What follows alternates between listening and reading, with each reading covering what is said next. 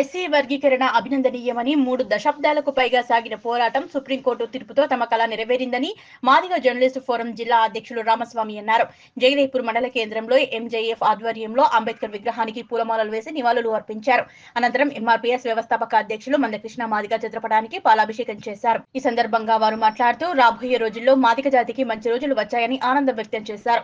ఈ కార్యక్రమంలో ఎంజేఎఫ్ జిల్లా అధ్యక్షులు శివధర్, జహంగీర్, ఎంఆర్పీఎస్ నాయకులు యాదగిరి, భాస్కర్, బాబు, సుధాకర్, ప్రశాంత్, నర్సింహులు, రాములు, నాగరాజు, మైసయ్య, ఎస్ఆర్, తిరుపతి, రాము తదితరులు పాల్గొన్నారు.